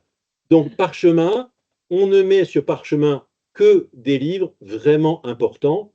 Les lettres, au départ, elles sont probablement écrites soit sur une tablette, soit sur un papyrus. Ce qui explique qu'on a perdu tous les originaux de nos lettres. Elles ont été copiées sur d'autres papyrus, et au bout d'un certain temps, vu leur importance, copiées et recopiées, et amenées sur les parchemins. Donc, on a quelques papyrus de nos lettres, mais surtout des parchemins du 4e, 5e siècle de notre ère. Avec quoi est-ce qu'on écrit? Ben, si c'est une tablette de cire, une simple pointe suffit, un stylet suffit. Mais quand c'est un papyrus ou un parchemin, là, il faut de l'encre. Et dans 2 Corinthiens 3, Paul dit, vous êtes une lettre de Dieu que Dieu a écrit, non pas avec de l'encre, mais avec l'Esprit Saint. Voilà. C'est quand même simple. Deuxième chose, je vais commencer par une question difficile. Est-ce que vous pouvez prendre vos Bibles à Romains 16, 22, s'il vous plaît? C'est ce qui est marqué, c'est écrit. Et ma question, c'est qui a écrit la lettre de Paul aux Romains? Je répète, qui a écrit la lettre de Paul aux Romains? Romains 16, 22, allez voir ce que vous trouvez. Et pas AELF si possible. Donc, on peut lire le verset complet?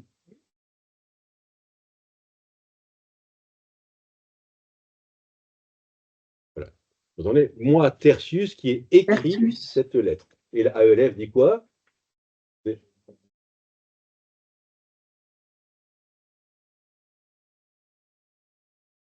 voyez la différence, hein? Donc, le choix de la AELF, moi, cette lettre a été dictée. Ce n'est pas tout à fait la même chose. Mais en fait, c'est ça dont il s'agit. Tertius, dans les salutations finales, qui est le scribe que Paul a choisi pour une lettre aussi importante que l'être aux Romains. Donc, pour Romains, il ne fallait pas qu'il écrive mal, il fallait qu'il soit très, très lisible. Et donc, il a recours à un écrivain, un scribe, qui peut écrire. Donc, on sait que Paul, on l'a vu avec Philémon, sait écrire. Donc, qui écrit? Parfois, c'est Paul qui écrit. Et parfois, il a recours à un secrétaire. Le secrétaire peut avoir une fonction de simplement recopier la dictée, mais un secrétaire, ça peut avoir un sens beaucoup plus large que ça aussi. Donc, il y a des explications du changement de style de Colossiens, Éphésiens, par le fait que ce soit un secrétaire qui ait travaillé avec Paul. Et on sait ça pour Ignace de Loyola. Ignace de Loyola, on a beaucoup de lettres, énormément de lettres d'Ignace de Loyola au XVIe siècle, et on sait bien que les lettres, c'était les secrétaires qui les écrivaient pour lui. Alors, plus ou moins directement. Puis il y a des fois, il dit, tu brodes là-dessus, il faut écrire à telle altesse, tu choisis un texte, d'un beau latin, et on sait bien qu'on reconnaît la patte de tel ou tel secrétaire qui n'est pas exactement Ignace. L'idée, c'est Ignace, mais le style, il est autrement enrobé que celui d'un noble basque du XVIe siècle. Voilà. Donc ça, le secrétaire, il peut avoir différents rôles dans l'Antiquité, du simple, celui qui annote, qui prend en dictée, ou bien celui qui reformule les idées parce qu'il a une compétence littéraire. Donc on a ça pour Paul aussi. Donc, soit il écrit lui-même, soit il a recours à un secrétaire, ça c'est attesté. Le formulaire, on l'a vu, et donc j'y reviens pas, juste pour vous montrer la lettre qui est en dessous. Ça, c'est la lettre que Paul va porter de la part des apôtres. Regardez comment elle fonctionnait. Comment elle fonctionne. Donc, acte 15, 23, c'est le décret de Jérusalem après le concile de Jérusalem. Les apôtres et les frères anciens. Donc ça, c'est ce qu'on appelle la superscription. Donc qui écrit? Les apôtres, apostoloi, et les frères presbytéroi. Donc on a déjà deux groupes qui apparaissent. Et donc là, en fait, c'est vraiment du relais entre le groupe de Pierre, apôtre, et le groupe de Jacques, les anciens. À partir de ce moment-là, c'est Jacques qui a l'autorité à Jérusalem et plus Pierre. Et Jacques va être le fameux frère du Seigneur dont on parle, c'est lui. À qui on s'adresse? Aux frères qui sont à Antioche et en Syrie, ceux des nations. Le dernier mot que j'ai mis en gras, vous voyez peut-être, c'est marqué salut. Salut. Et en dessous, si vous arrivez à lire, c'est marqué Kairein. D'accord? Kairein. Ça veut dire réjouissez-vous, littéralement. Mais le fait est que Paul va systématiquement changer cela, même que la section finale qui est dans la lettre, là, portez-vous bien, j'ai mis en bas de ici, là, portez-vous bien, ça c'est la section normale d'une lettre de l'Antiquité. Donc Luc écrit une lettre comme il faut l'écrire, avec au départ réjouissez-vous, et à la fin, portez-vous bien. Ça c'est une lettre normale, toutes les lettres de l'Antiquité sont comme ça, sauf celle de Paul. Paul fait ce que j'appelle la conversion du formulaire épistolaire. Donc, je ne vais pas lire mon tableau, on y reviendra sur la place de Charis et de Irénée, de la grâce et la paix.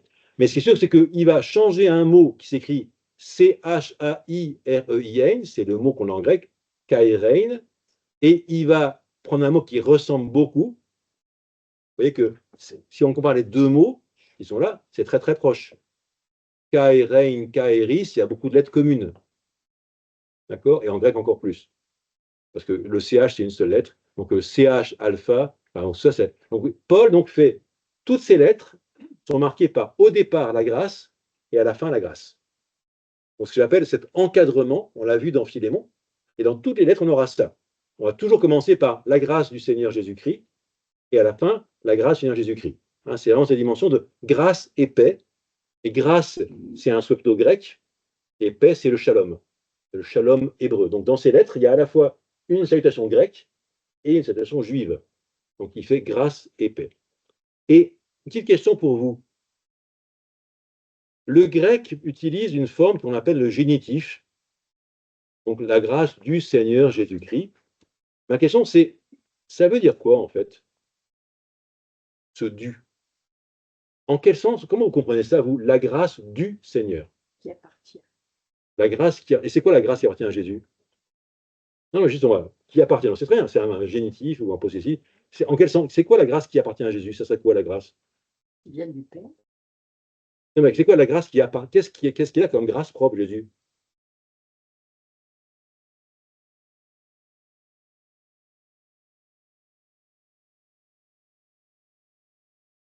On sèche, hein. Bon, la L'Esprit Saint. filiation, c'est quand même pas mal, hein. Être fils. Donc la grâce de Jésus, c'est vraiment être fils. D'être le Fils. Après, la grâce qui vient de Jésus, ben là, on fait de la miséricorde, de fait, le pardon des péchés. La grâce qui est Jésus, en fait, ce petit génitif, il a plein de sens possibles. C'est la grâce qui vient de Jésus, c'est la grâce qui est celle de Jésus, c'est la grâce qui, en fait, est Jésus. Donc, quand on souhaite que la faveur de Dieu qui était sur Jésus soit sur nous, donc une faveur de filiation, une faveur de miracle, une faveur de grâce d'intimité avec Dieu, tout ça. Mais elle vient par Jésus, elle vient en Jésus, elle vient avec Jésus, par lui, avec lui, en lui, un truc comme ça.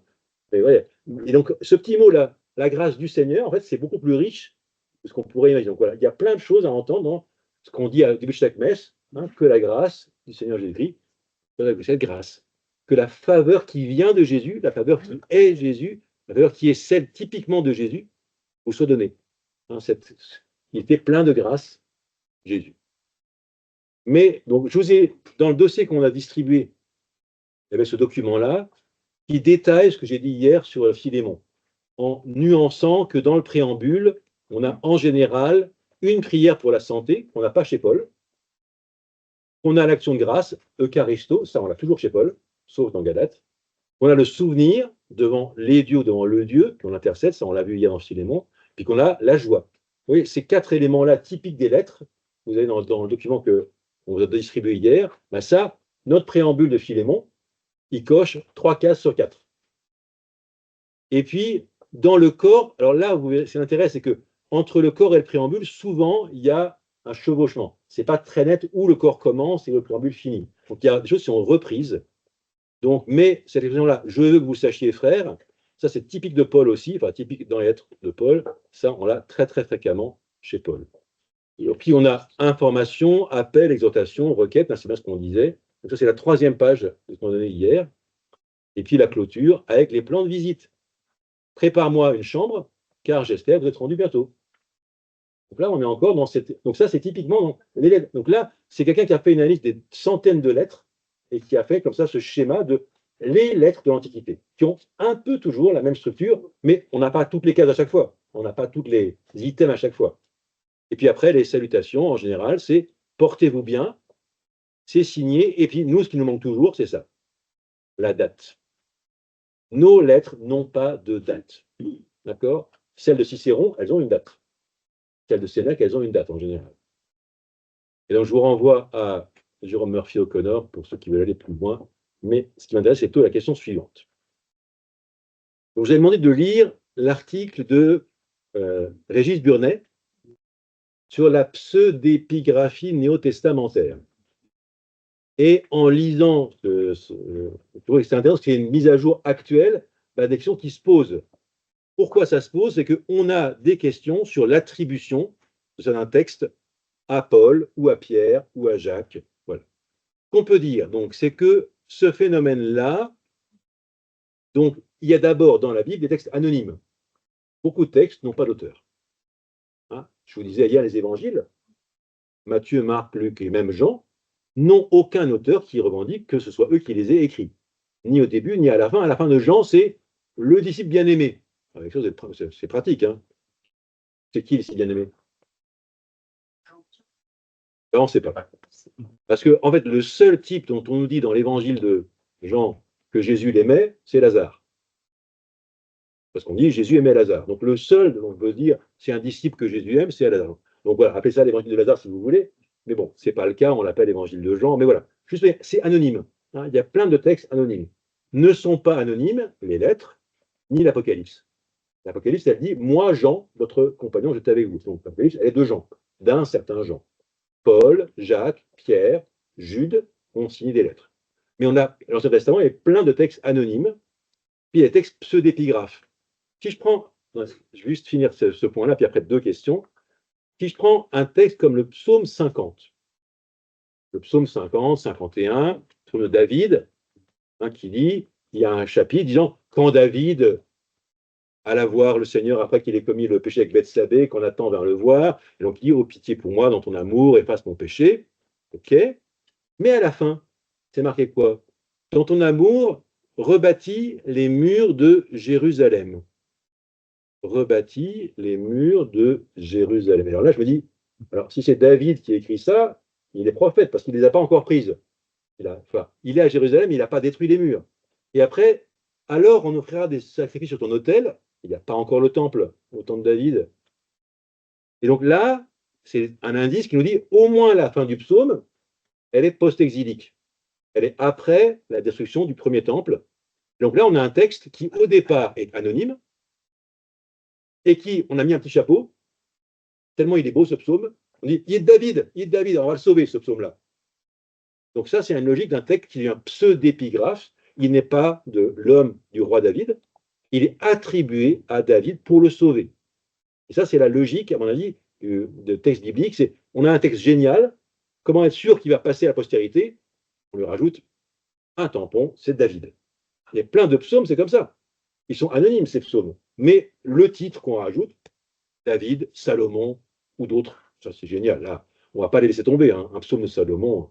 Le Cantique des Cantiques, de Salomon, pas de Salomon. Pas sûr. Mais il est attribué à Salomon. La sagesse de Salomon, écrite en grec au 1er siècle de notre ère. Pas de Salomon non plus, mais de Salomon. Pourquoi? Parce que vraiment important, parce que le contenu est tellement important que on met dessus un sceau, ce que d'expliquer Simon Régis Bonnet. Si c'est moi qui le dis, ça n'a pas de poids. Si c'est David qui le dit, ça a du poids. Et alors, je peux vous raconter une histoire vraie. Le pape Jean-Paul II a lancé les Journées mondiales de la jeunesse, ça vous savez. Et je connais bien actuellement il est évêque, Monseigneur Renato Boccardo, qui était secrétaire à ce moment-là à la congrégation, qui écrivait, qui préparait les JMJ. Et il écrivait les discours du pape. Les discours du pape sont écrits par plein de monde. Et donc, dans un discours du pape, il a écrit pour la JMJ, la vie d'un jeune dépend de quelques oui et de quelques non posés quand il a 20 ans. Voilà, et c'est vrai, quelques oui, quelques non. Donc, voilà. Et donc le pape a prononcé le discours, écrit par Renato Boccardo. Et après, Renato Boccardo, comme prêtre, puis et comme disait le saint pape Jean-Paul II, et c'est vrai, il l'a dit. Mais voilà, là, on est dans cette logique d'attribution à quelqu'un qui a plus de poids. Comme je dis, ça n'a pas beaucoup de poids. Comme dit Jean-Paul II, là, tout de suite, ça a plus de poids. Et il y a ça, dans cette idée de vouloir sauver les textes importants. Et donc, je disais, ce phénomène est connu dans l'Antiquité. On a des lettres de Platon qui sont fausses. On a des lettres de Pythagore, ça, il en parlait, Régis Bonnet, qui sont disputées, mais dans quelle mesure? Puis même, il y a des médecins galiens, il sait, et puis plein d'autres qui protestent contre des lettres qu'on leur attribue qui ne sont pas là. Donc, c'est un phénomène qui existe dans l'Antiquité. Alors, je ne résiste pas quand même au plaisir de vous lire une histoire romaine. Excusez-moi. Alors, il y a deux questions. Il y avait vous, d'abord vous. Non, c'est bon. Et vous? Oui. Micro, Quelle micro, définition? micro. Ah,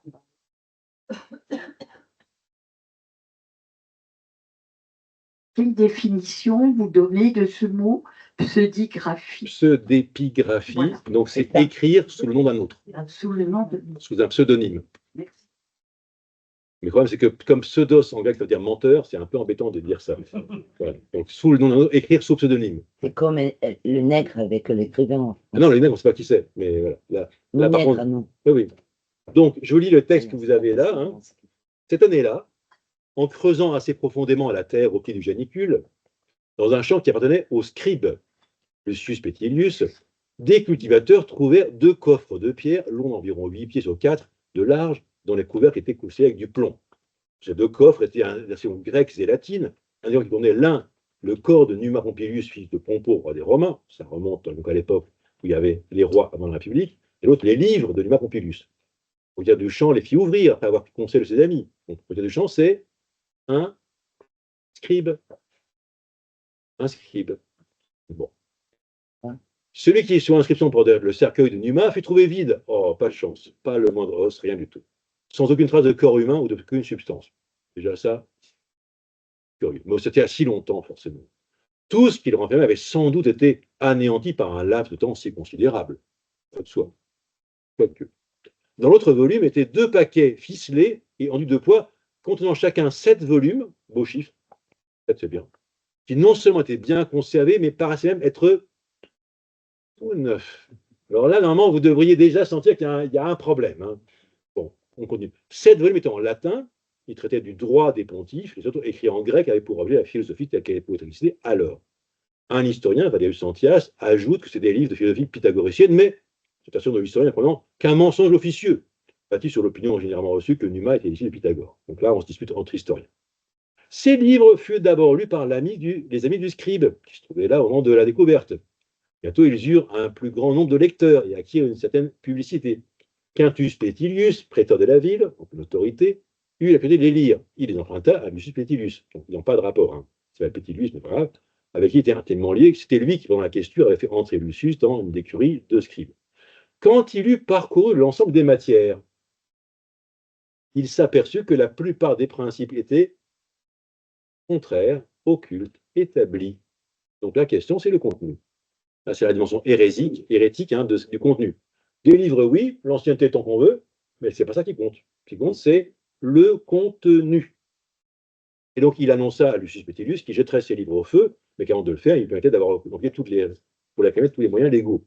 Bien sûr, ce qu'il pourrait avoir, et je crois qu'il n'en sera pas mauvais gré. Le scribe ça au tribun du peuple, puisque le prêteur, et voilà, les tribuns envoyèrent l'affaire au Sénat. Le prêteur déclara qu'il était prêt à jurer que ces livres ne devaient être ni lus ni conservés. Le prêteur déclare qu'il était prêt à jurer. Donc là, c'est l'éthos. Il n'y a pas de raison. Il dit, je suis prêt à jurer, et je suis le prêteur. Le Sénat décida que l'offre du prêteur suffisait, qu'on brûlerait au plus tôt les livres dans la place des communistes et qu'on paierait en dommage aux propriétaires le prix que fixerait le prêteur, Quintus Petilius, et la majorité du collège des tribuns. Le scribe refusait la somme. Les livres furent brûlés dans la place des communistes en présence du peuple, dans un feu allumé par les victimes. Donc là, on est dans un cas de figure, typiquement, d'un éclipse d'épigraphe. Hein, le scribe en question a écrit 7 et 7 livres de philosophie, grecque et latine, qui sont ses propres opinions sur le monde tel qu'il va, et les dieux. Sauf que ça va contre la loi de Rome, contre les mœurs de Rome. Et donc pour ça, le contenu étant contraire au culte établi, hein, ce que j'ai mis au 11 là, eh ben, ça explique qu'on va se séparer, on va détruire ces livres-là. Donc là, on peut faire détruire des livres qui ne sont pas conformes à la foi commune. Donc, je vous ai déjà parlé de ça. Donc, on a les psaumes de David, les poètes de Salomon, le Cantique des Cantiques. Et donc, pourquoi est-ce qu'il y a la pseudépigraphie? Donc, parfois, on met sous le nom d'un autre des inventions ou des fictions littéraires, typiquement les discours. Donc, chez Thucydide, historien grec du IVe siècle avant notre ère, sur la guerre du Péloponnèse, il précise, je n'étais pas là, mais j'ai rendu les discours de manière qui correspondent à l'esprit de ce qui était dit. Donc, les discours qu'on a dans la guerre du Péloponnèse ne sont pas un verbatim, mais ils donnent à comprendre l'intention.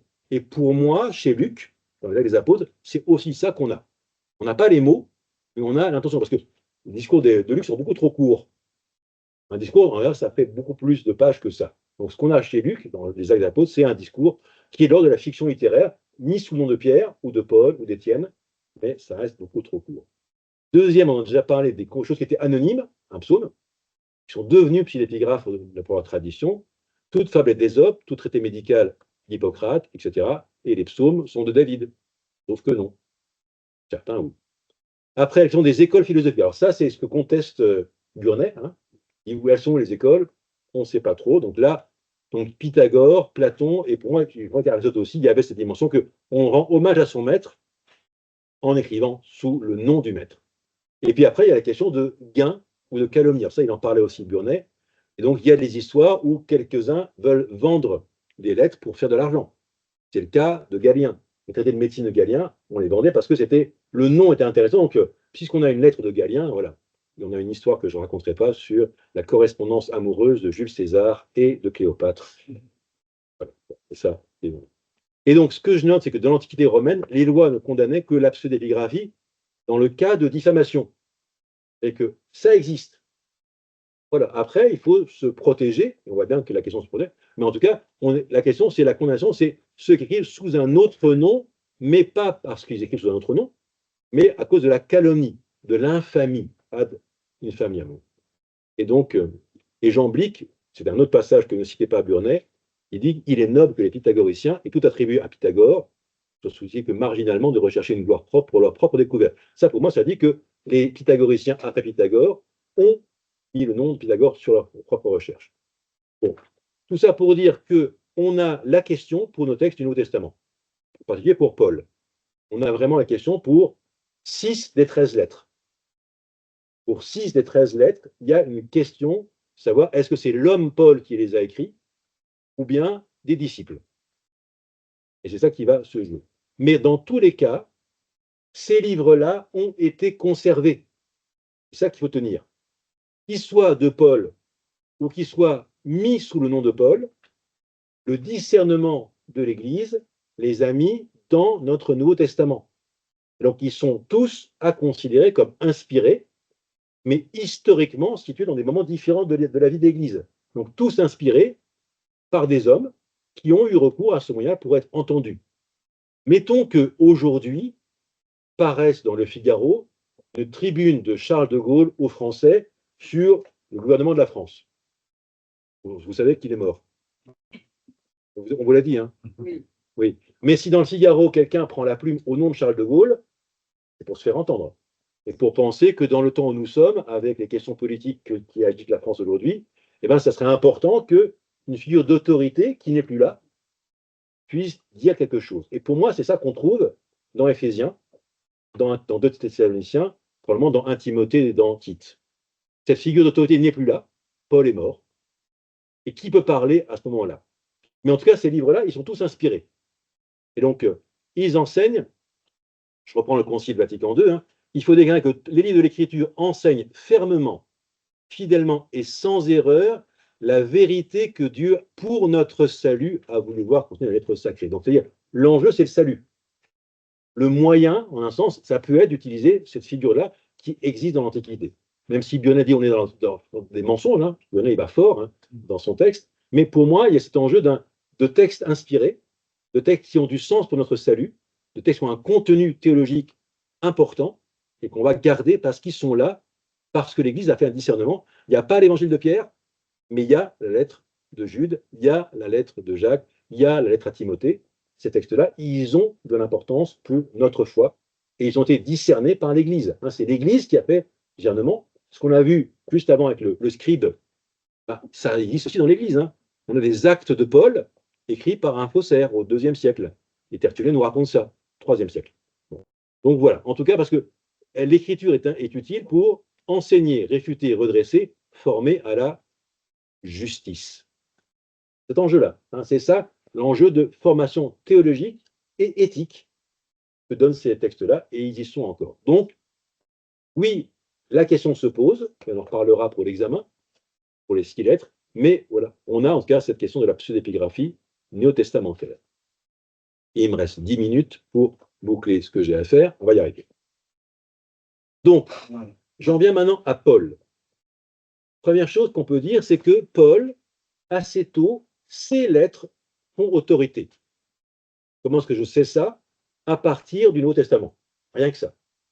Dans la 2e lettre de Pierre parle de Paul comme ça.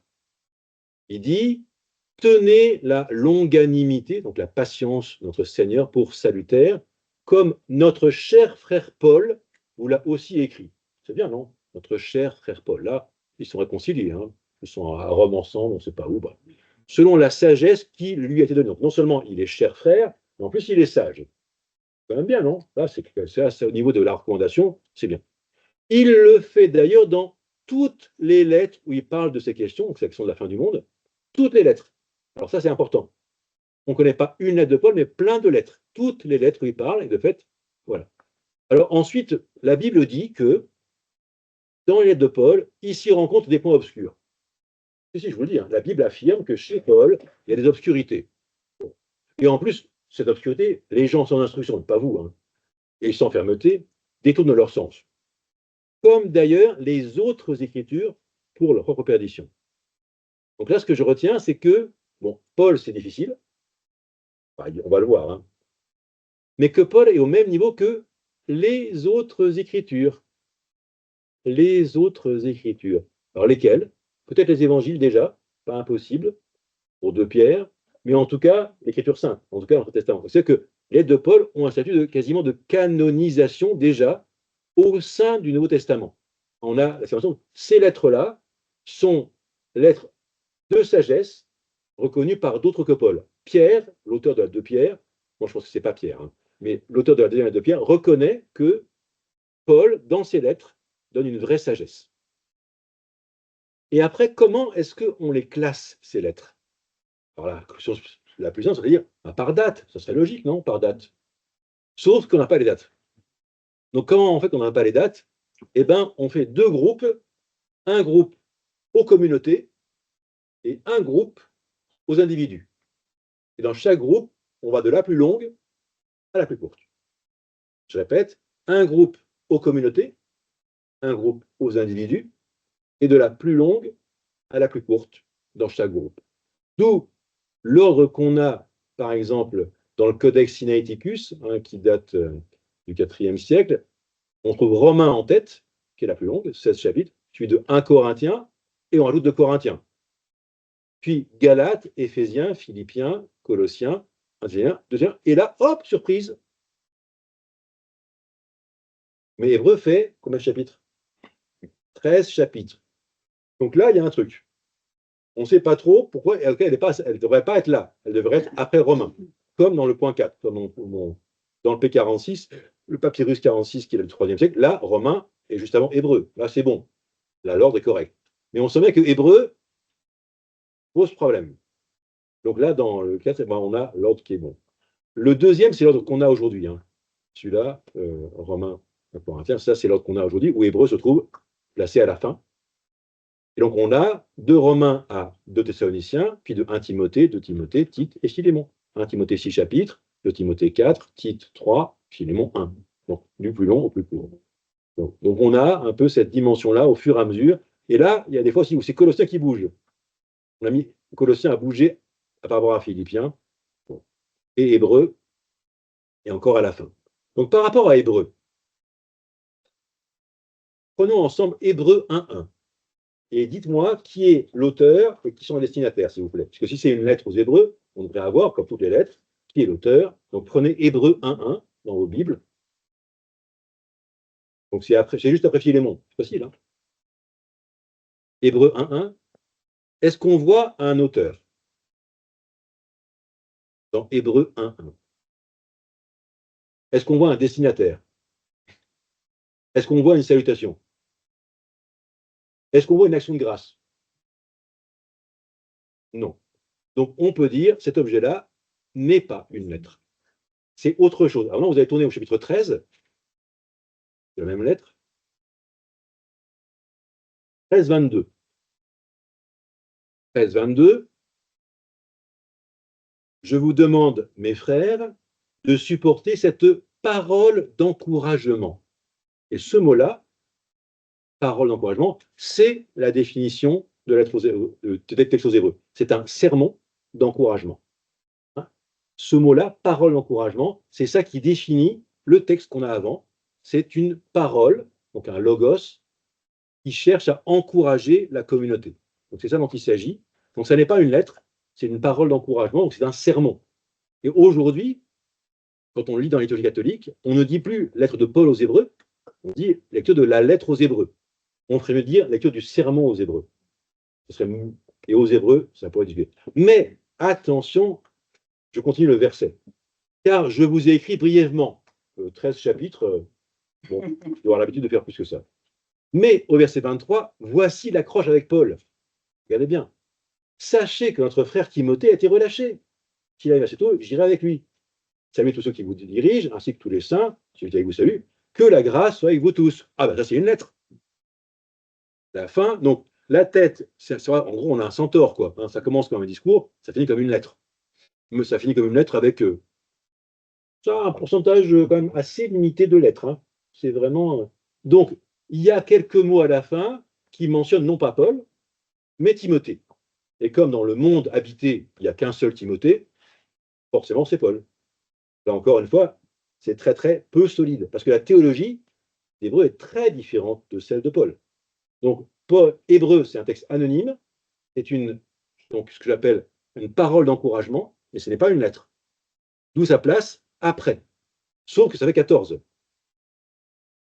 Et donc, c'est ce qu'on a dans le texte ici de Canon de Muratori, où on va trouver la question des 7 et 7. Donc, on a des lettres apocryphes, on a une 3e aux Corinthiens, on a une lettre aux Laodicéens, aux Alexandrins, on a des textes avec Sénèque, donc on a beaucoup écrit de textes après Paul, et tout cela, voilà, comme le dit le Canon de Muratori, le fiel, en effet, ne doit pas être mélangé avec le miel. Donc, le miel, c'est ce que nous allons goûter ensemble dans ces lettres-là. Le fiel, c'est tout un peu empoisonné qu'on aurait dans des lettres apocryphes, comme le scribe. D'où après, et je finis avec ça, Hébreu, j'en ai parlé, on a aujourd'hui dans la recherche, on distingue 3 groupes de lettres. Les lettres qu'on appelle authentiques, où tout le monde est d'accord qu'elles sont de la main de l'apôtre Paul. Ces lettres authentiques, c'est, là j'ai mis dans un ordre qui est plutôt ce qu'on va suivre nous dans le cours, 1 Thessalonicien, la plus ancienne, 1 Corinthien, Galates, Philippiens, Philémon, 2 Corinthiens et Romains. Et Romains, c'est la dernière lettre écrite de la main de Paul. Après, il y a 3 lettres qui sont disputées, et on verra pourquoi la prochaine fois, quand on travaillera ensemble sur 2 Thessaloniciens. Donc, 2 Thessaloniciens est discuté, Colossiens aussi, Éphésiens aussi. Ma propre position, c'est que Colossiens est de Paul. Hein, je le dis déjà, mais c'est vous dire, dans le débat, vous verrez normalement qu'on met ces lettres-là dans les deuxièmes générations, donc deutéro-pauliniennes. Et puis, il reste les trito-pauliniennes ou pastorales, qui sont les lettres à Timothée et à Tite, donc 1 Timothée. Et un moyen mnémotechnique que je vous propose pour savoir où chercher le texte. Donc, on va dire ensemble la formule magique, par étapes. Rococo, à vous. Rococo. Rococo galéficole. Rococo galificole. On commence ça. Rococo galéficole. Rococo galificole. On ajoute Rococo galéficole tété. Tété. Rococo galéficole tété. Et enfin, on finit Rococo galéficole tété tim tim tit. Allez-y. Rococo galéficole tété Tim tim tim. Rococo romain corinthien corinthien. Romain corinthien corinthien. Galéficole Galates, Éphésiens, Philippiens, Colossiens. Donc, si vous retenez juste ces deux mots-là, vous savez déjà, dans votre Bible, ça commence par Romain. Donc, si vous cherchez Colossiens, Rococo galéficole, vous allez alger. Ah oui, je suis dans Galates, ficole, et j'avance. Donc, en appelant cette formule-là, c'est l'ordre canonique des lettres de Paul. Romain, Corinthien, Corinthien, Rococo, Rococo. Puis après, Galate, F. Le feu, c'est aussi à Philippiens. Éphésiens et Philippiens, c'est un seul feu. Et après, col pour Colossiens. Mais galéficole, c'est un côté un peu alcool. Hein. Thessaloniciens. Hein. Après, donc, on a Thessaloniciens. Et après, Timothée, Tite. Et je vous épargne Philémon. Alors, il est 53. On a le temps pour 2 ou 3 questions avant que je cède la place. Rococo galificole. Ça va? Donc, je vous donne 7 minutes de pause avant qu'il soit 11 heures. Ça va être très bien. Voilà, donc on se retrouve nous dans un mois. D'ici là, donc, vous avez du travail, il y a des articles à lire et ceux qui vont t'aider, des choses à préparer pour l'après-midi du samedi 16 novembre prochain.